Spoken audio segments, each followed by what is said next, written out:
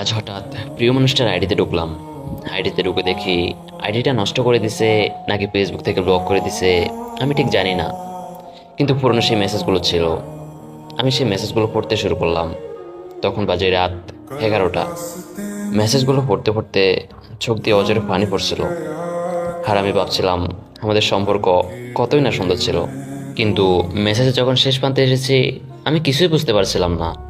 সে আমাকে এমনভাবে ছেড়ে চলে গেছে যে তার কোনো দোষই ছিল না।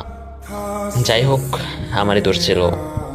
আমাকে তুমি শাস্তি দিতা, মাথা পেতে নিতাম, কিন্তু বিয়ে করাটা কি অনেক জরুরি ছিল? যদি তোমার কাছে আমার এই বয়সটি পৌঁছায় তাহলে শোনো, আমি তোমাকে কোনো কিছু নিয়ে দোষারোপ করছি না। আমি জানি কিছু ভুল আমার ছিল, সবসময় যে শুধু তুমি ভুল করছিলে এমনটা নয়। আমি এটাও জানি তোমার ভালোবাসাটাও সত্যি ছিল, কিন্তু ওই যে বলে না, যেটা উপরওয়ালা তৈরি করে। আমরা দুজন দুজনকে ভালো তো প্রচুর পারছিলাম, কিন্তু হয়তো দুজন দুজনের ভাগ্যে ছিলাম না। ঠিক আছে, কোনো ব্যাপার না, তুমি ভালো থেকো, আমিও চেষ্টা করছি। কাউকে লুকিয়ে ভালোবাসার মাঝেও অনেক শান্তি পাওয়া যায়, কিন্তু সম্পর্ক শুরু হওয়ার আগেই শেষ হয়ে যায়। তার বাস্তব প্রমাণ হচ্ছে আমি। তাকে অনেক ভালোবাসছিলাম, তাকে নিয়ে অনেক স্বপ্ন দেখছিলাম, তবু তাকে আমার করে পাইনি। আসলে যে আপন না তাকে ধরে রাখা যায় না। তারপরও তাকে অনেক ভালোবাসি। যে যাওয়ার সে চলে গেছে, আর কোনো আফসোস নাই। আসলে প্রিয় মানুষটা ভালোবাসাটা বুঝলো না, তাকে পাওয়ার জন্য কি করিনি। আমার শুধু একটাই কথা, যাকে মন থেকে ভালোবাসা যায় তাকে কখনোই ভোলা যায় না। সে এখন আছে অন্য সাজানো সংসারে, আর আমি একাকিত্ব নামে জেলখানায়। আজকে আমি তোমাকে কিছু বলতে চাই। তোমার সাথে কাটানো দিনগুলো খুবই সুন্দর ছিল, জানো। সেই দিনগুলোকে না আমি আর কখনোই ফিরে পাবো না। কখনো তোমার সাথে সেরকম সময় কাটাতে পারবো না, কিন্তু জানো, তোমার সাথে কাটানো সমস্ত স্মৃতিগুলোকে খুব মনে করি। কিন্তু কথায় আছে না, কিছু ভালোবাসা অপূর্ণতাই সুন্দর। আমিও সেটা মেনে নিয়েছি, কিন্তু কি জানো, আমি তোমার খুশির জন্যই তোমার থেকে দূরত্ব করে দিয়েছি। হ্যাঁ, আমি কখনো মুখে বলতে পারিনি, কিন্তু কি বলতো, মুখ দিয়ে মিথ্যা বলা সহজ, কিন্তু চোখে যে মিথ্যা বলতে পারে না। আমি তোমার চোখেই তোমার করা আমার জন্য দূরত্ব দেখেছি প্রিয়। তাই তো তুমি আজ আমার সীমানার বাহিরে, যেটা তুমি চেয়েছিলে। আমি আজও তোমার, কিন্তু তুমি আমার নয়। তুমি আমার খুব শখের মানুষ ছেলে। আচ্ছা, আমি যদি আত্মহত্যা করি তাহলে কি আমার আত্মা সব কিছু দেখতে পারবে, সব জায়গাতে যেতে পারবে, সব কথা শুনতে পারবে? তেমন কিছু না। আমি শুধু আমার প্রিয় মানুষটার মনের কথা জানার জন্য আত্মহত্যা করতে চাই। আত্মহত্যা করে ভূত হয়ে তাদের মনের কথা জানতে চাই। ঠিক আর কি করলে, কতটা ভালোবাসলে তাদের মনের কথা জানা যেত। আমার একবার আত্মহত্যা করা প্রয়োজন ছিল, বড্ড প্রয়োজন। তুমি আমার সুখের কারণ। তোমার সাথে কথা বললে আমার শান্তি লাগে। তোমার ছবি দেখলে আমার মুখে হাসি ফোটে।